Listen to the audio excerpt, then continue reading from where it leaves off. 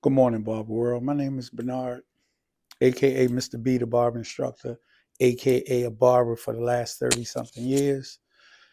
Today's conversation is about barbers that want to be barbers and want to be professional barbers. There's the difference between barbers and haircutters.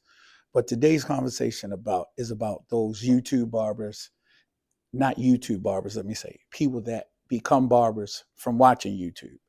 All right. It's a lot of things left out that they don't talk about on YouTube. Number one thing is understanding barber theory. That's number one. So today we're going to go over I'm going to go over a topic that half of the barber world that's out there already cutting don't understand what's going on when it comes to barbering. The dynamics that it took for barbers to become who they are. The first thing is about history of the barber. That's orientation in the barbering world. Learning the history of what you do first is number one. If you don't know the history of what you're getting into, you can be pulled 10 different ways. Understand the history, where this barbering concept came from, where barbering came from. Barbering started 5000 BC. 5000 BC. 5000 BC. Don't forget that. 5000 BC, the Egyptians started barbering many, many years ago. Also, the barber was a surgeon. The barber just didn't cut hair. The barber pulled teeth. The barber did stitches. The barber did surgery. The barber did everything. So just understand the reason why we do this. It's not just about cutting hair. You have to know the dynamics of anatomy, chemistry, biology, electricity. It's a lot of things, skin and scalp disorder, everything. It's a lot that comes in it. It's understanding the chemicals that you're working with, understanding having professional image as a barber. Things like that. It's just not being someone that cuts hair. There's a lot more into this than just doing hair cutting.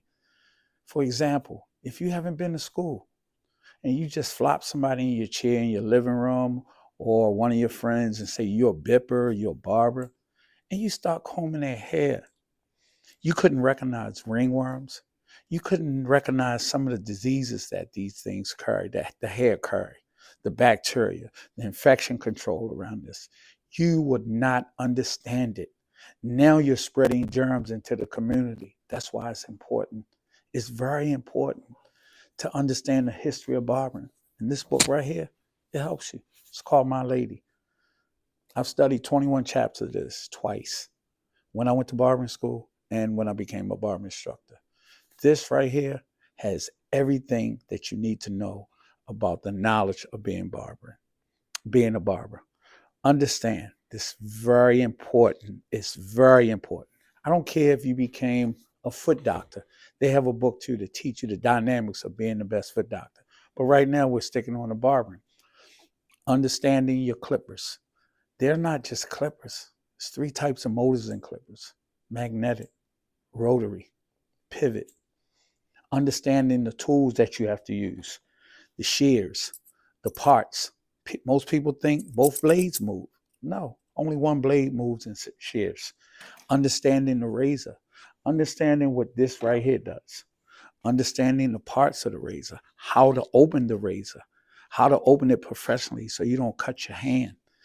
It's certain things that you have to do, but it's been lost because it's about money. For me, it's never been about money. When I cut hair, I love it. It's a passion. The money comes. So just remember, I'm going to leave you with this quote. Your purpose should drive you to your passion, and your passion will drive you to your paycheck. We can do it another way. Your passion will drive you to your purpose, and your purpose will drive you to your paycheck. Either way, it's about what you love to do. I love barbering. I've been doing this for years. So tune in. All right. I have something in the future that's coming. It's called Barbershop Chronicles. Keep you up on that. And for the day, the quote of the day for me is, nothing changes if nothing changes. Have a great day.